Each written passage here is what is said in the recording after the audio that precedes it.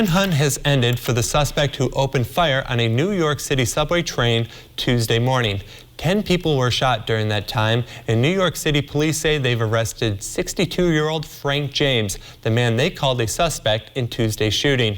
James spoke heavily about violence in multiple rambling videos posted online. Police say James rented a U-Haul van on April 11th in Philadelphia. The U-Haul was found in Brooklyn Tuesday after keys to the vehicle were found at the scene of the subway attack. Investigators also linking the gun found at the scene to James and tracking the purchase of a gas mask to James through eBay. Well, if you are planning on traveling soon, you want to make sure to pack your mask. The federal transportation mask mandate will be sticking around for another 15 days until May 3rd. That's the latest from a source familiar with the matter who says the goal is to use the extra time to gather more information about the BA.2 subvariant. And as a reminder, the mandate means you have to wear a mask on public transportation, including planes, trains, and buses, and when you're inside places like airports and bus terminals. The mandate was supposed to expire on April 18th. A group of undocumented immigrants from Texas arrived in Washington, D.C. on Wednesday. The group was sent on a bus by Texas Governor Greg Abbott. It's part of the governor's strategy to oppose the Biden administration's rescinding of a Trump-era border policy. Migrants from Colombia, Cuba, Venezuela, and Nicaragua were dropped off between Union Square and the Capitol in response to the administration's decision to end Title 42 expulsions. Those who arrived at Union Station were met by Catholic Charities as an impromptu processing center was created to assist the migrants in buying food and organizing further transportation.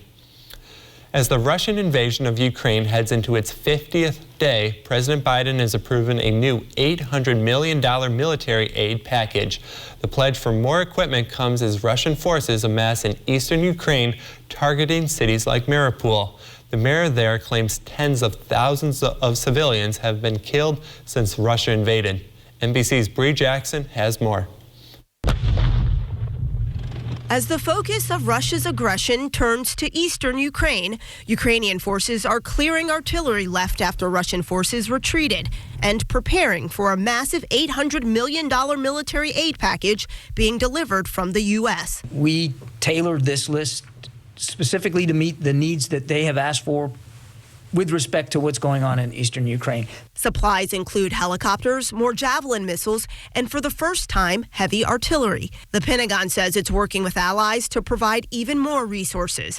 To identify and provide Ukraine with additional capabilities that aren't in our stocks. The latest round of aid follows a report from the Organization for Security and Cooperation in Europe. Their findings show Russia committed war crimes. This after President Biden doubled down on calling Russia's actions genocide. We'll let the lawyers decide internationally whether or not it qualifies, but it sure seems that way to me. The presidents of Poland and 3 Baltic countries met with President Zelensky in Kyiv Wednesday and say they saw evidence of Russian atrocities. U.S. military experts warn the attacks will only intensify. Their morale's shaky, their leadership's even worse.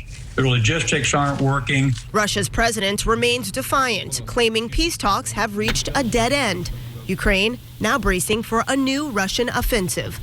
In Washington, Bree Jackson for NBC News.